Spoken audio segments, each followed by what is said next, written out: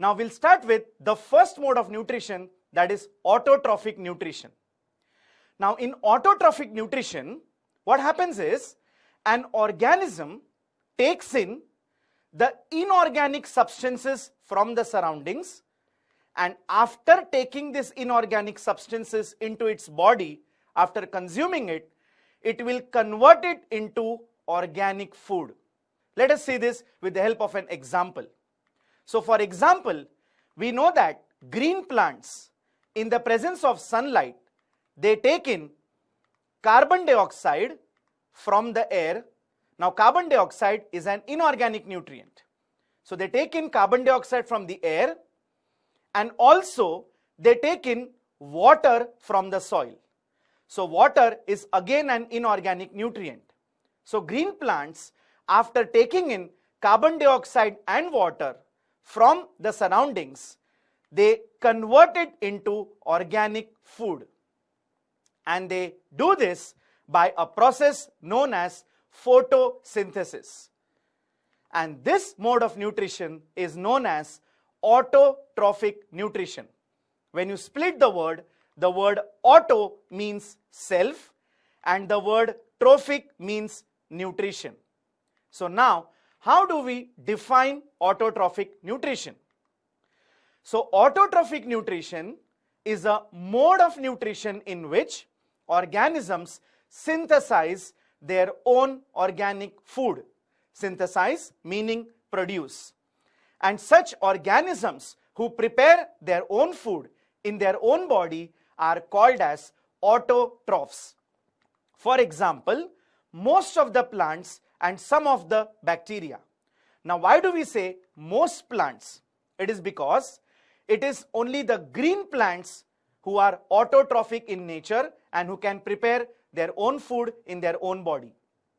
Now going further, however, there are some organisms which cannot prepare their own food in their own body.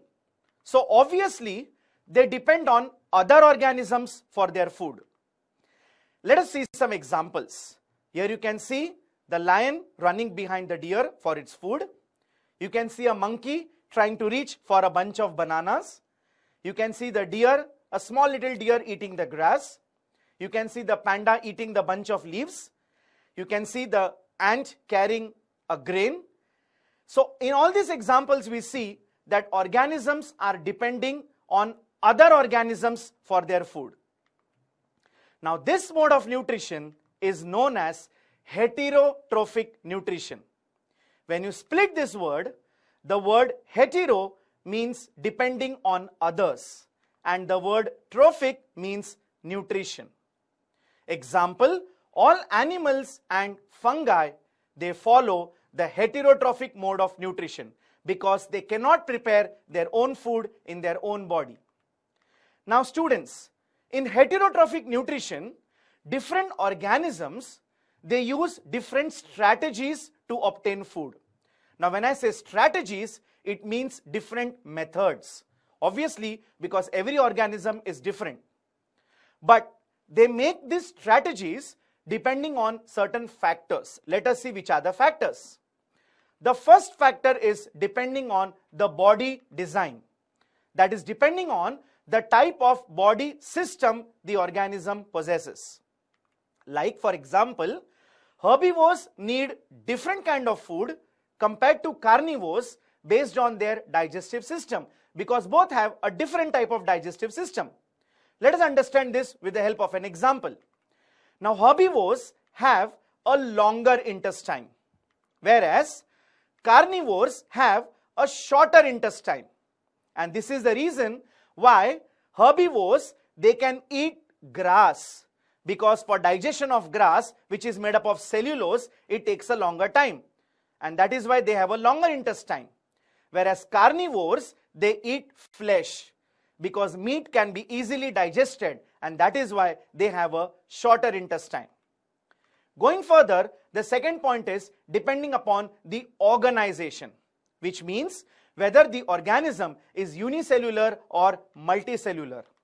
So a unicellular organism like amoeba will follow a different mode of nutrition, as you can see, whereas a multicellular organism like human being will follow a different method of nutrition.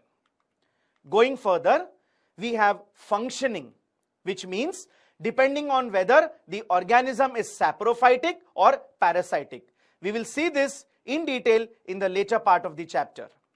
And the last factor is depending on the availability of food material, which means depending on what is the type of food available around the organism. Obviously, the organism will depend on that kind of food which is easily available around its surroundings. So depending on these strategies, depending on these factors, which are the strategies adopted by different organisms, we will see that in the next module.